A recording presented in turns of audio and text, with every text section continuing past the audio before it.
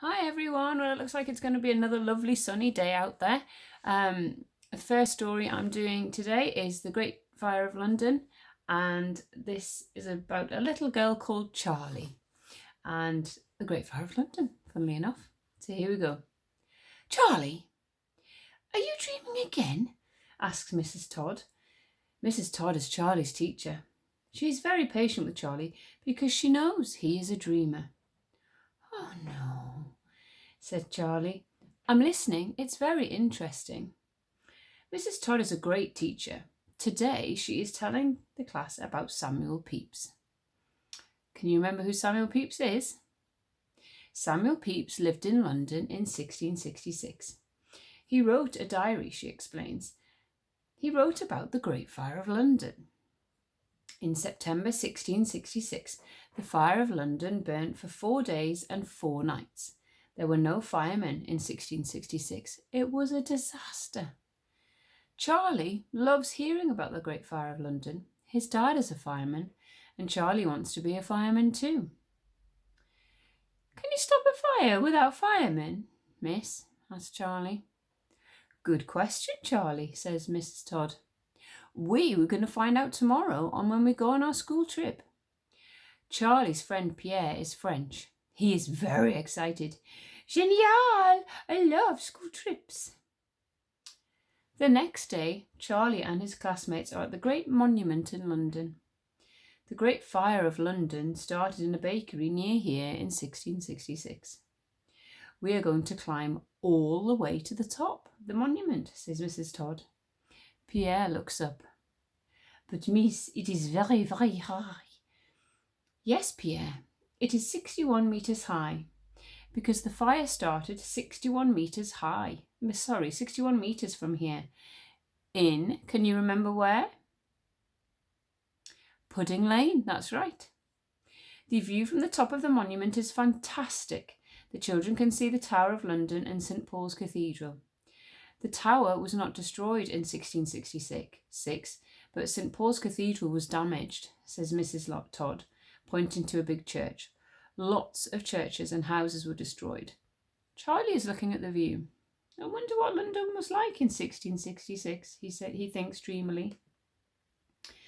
After 10 minutes, Mrs. Todd calls, Come on, children, it's time to go. We're going to eat our packed lunch by the River Thames next to the Tower of London. You will see the beef eaters. Do you think they eat beef? I think they eat beef, because why else would they be called beef eaters?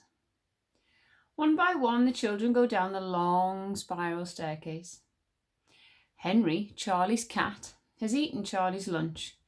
Now he wants to chase a rat or two. He loves chasing rats. He jumps quietly out of the bag. Charlie turns to his friend. Pierre, help me get Henry. Mrs. Todd will be furious if she sees him. The boys chase the cat. Henry, come here, says Charlie. Suddenly, Pierre looks around. They are all alone. Where is Miss Todd? Where are the others? He panics. Quick, let's go down, says Charlie. The two boys and Henry rush downstairs to find the class. Oh la la! Vite, vite, says Pierre. Vite, vite in French means hurry, hurry, or quick, quick. Pierre forgets to speak English sometimes, especially when he is scared. I'm so hot, complains Pierre. Charlie is hot too. It is hot. Very hot. And it's getting hotter. And hotter. What do you think might be happening? Finally, they're at the bottom of the stairs. Let's get out and find Miss Todd, says Charlie. Two boys open the door and they can't quite believe their eyes. Where are they? Where is Mrs. Todd? Where are their classmates? What is happening? It is so hot. There are flames everywhere.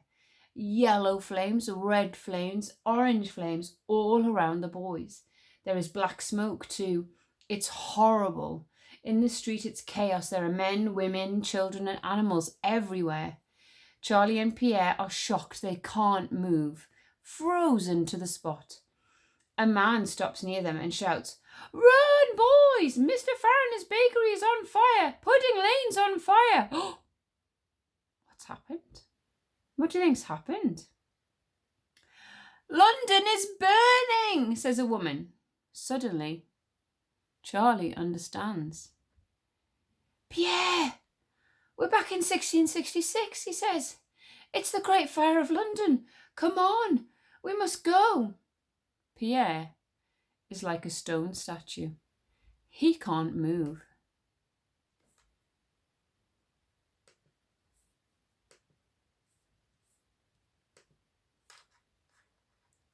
And that is where the story actually ends.